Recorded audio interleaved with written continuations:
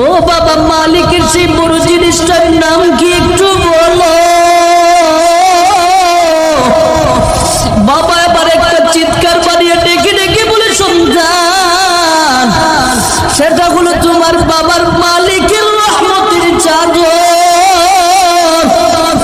বান্দা যখন গুনাহ করতে করতে করতে করতে তার জীবনটাকে ধ্বংসের দিকে নিয়ে যায়, ওই বান্দা যখন এবার চিন্তা করে আর জীবনে গুনাহ করবো না, আর জীবনে অপরাধ করবো না, আর জীবনে আমার মালিকের নাফরমানি করবো না, এই চিন্তা করিয়া বান্দা যখন কোন ওয়াজ মাহফিলের প্যান্ডেলের মধ্যে বসে যায়, ফজরের আজান শুনিয়া মসজিদে চলে যায়, দুপুরের আজান শুনিয়া মসজিদে চলে যায়, আসরের আজান শুনিয়া মসজিদে চলে যায়, মাগরিবের আজান শুনিয়া মসজিদের দিকে দরবারি, আর আমার মালিকের দরবারে একটা ফোঁটা চোখের পানি ছেড়ে দিয়া যদি কাঁদতে আর বলে, ও গো দয়ার আল্লাহ,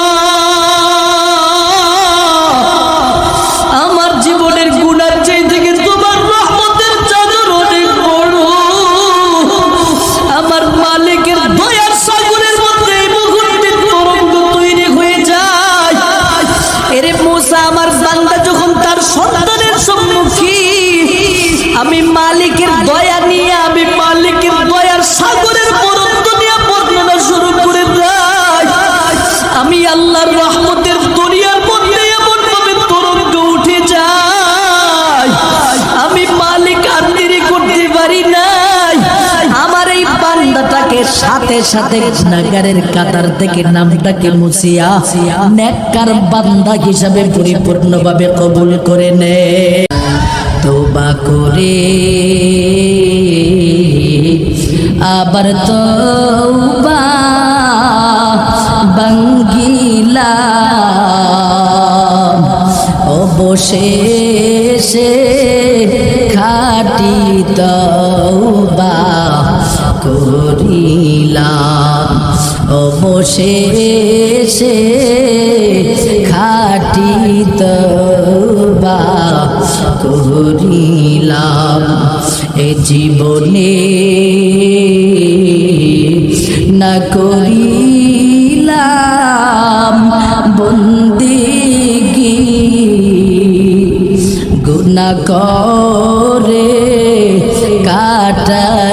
কাটাইলাম জিন্দেগি। বলেন তো দেখি, তওবার প্রয়োজন আছে না নাই? আরো জোরে আওয়াজ দিয়া বলেন, আছে না নাই?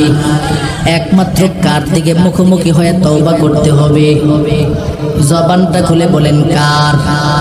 আল্লাহর দিকে মুখোমুখি হয়ে তওবা করতে হবে। ওরে আল্লাহর বান্দাদের দলেরা, এ কারণে আমার রবের পক্ষ থেকে ডাকে, ইয়া আইয়ুহাল্লাযীনা আমানু তুবু ইলাল্লাহি তাওবাতান নাসুহা।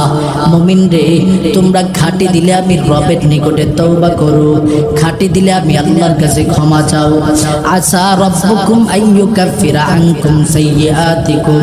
মুমিন রে, তোমার রবের নিকটে যখন তুমি পরিপূর্ণভাবে তওবা করে আগমন করতে পারবা, আমি আল্লাহ নিজে ঘোষণা দিয়ে দিলাম, তোমার যত সাইয়্যা আছে, যত গুনাহ আছে, যত মাসিয়ত আছে, যত পাপাচার আছে, আমি আল্লাহ পাক নিজ দায়িত্বে ক্ষমা করার জন্য প্রস্তুত।